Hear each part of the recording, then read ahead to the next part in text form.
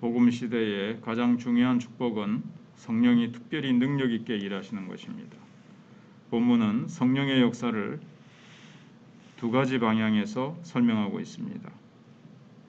15절에 보라 여호와께서 불에 둘러싸여 강림하시리니 그의 수레들은 회오리 바람 같으리로다.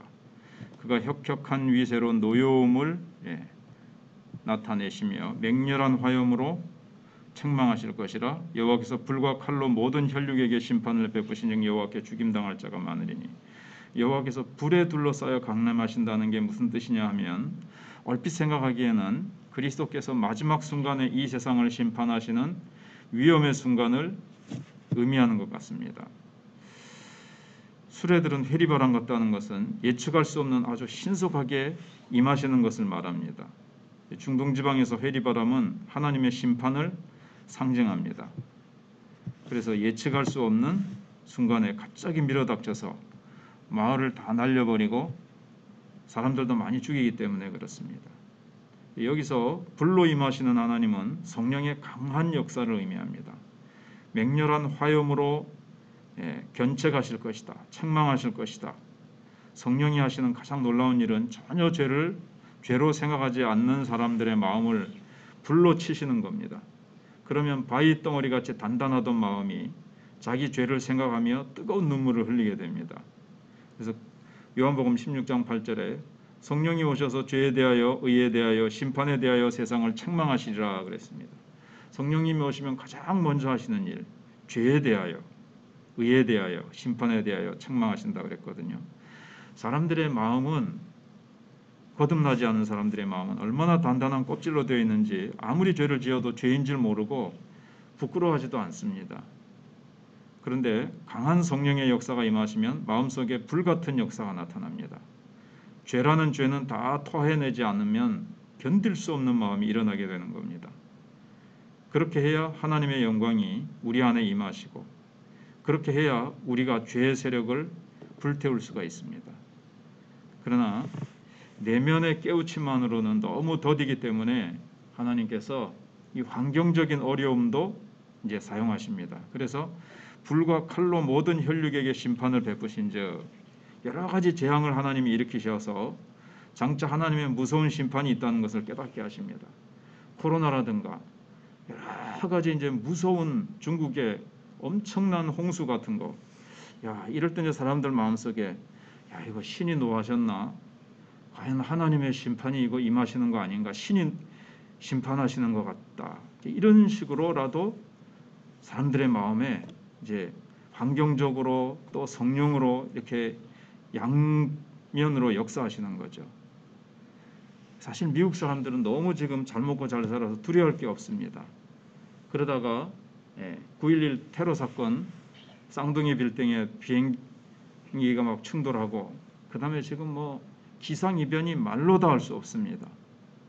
탄저균이 나타나고 코로나 이런 것들이 나타나니까 사람들의 마음속에 그래도 하나님에 대한 심판을 두려워하는 마음이 그들 마음 깊은 곳에 이제 막 임하는 겁니다.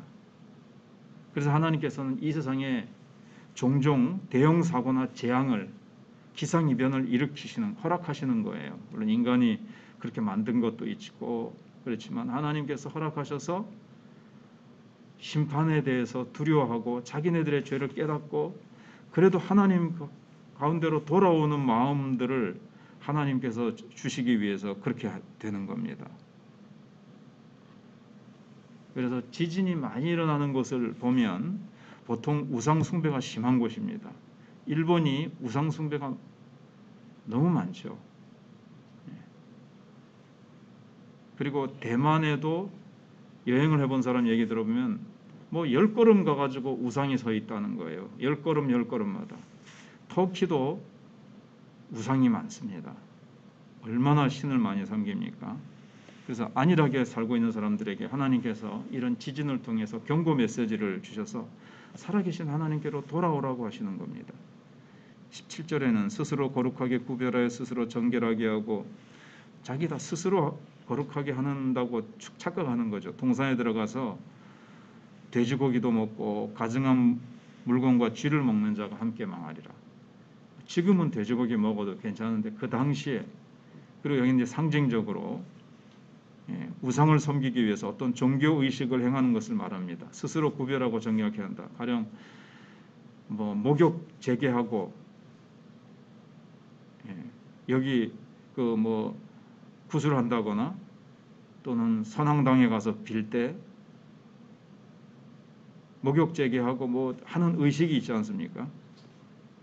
근데 궁극적으로 그들이 하는 일이 뭐냐면 돼지고기 먹고 쥐를 먹고 그렇게 합니다. 구약의 시대에는 상징적인 교인인데 일부러 하나님을 배신하고 우상 숭배를 하는 자를 가리키는 겁니다. 모르고 우상 숭배에 빠지는 것이 아니라 다 알면서도 자기 욕심이나 하나님에 대한 반항심 때문에 일부러 더 우상을 섬기는 사람들을 말합니다.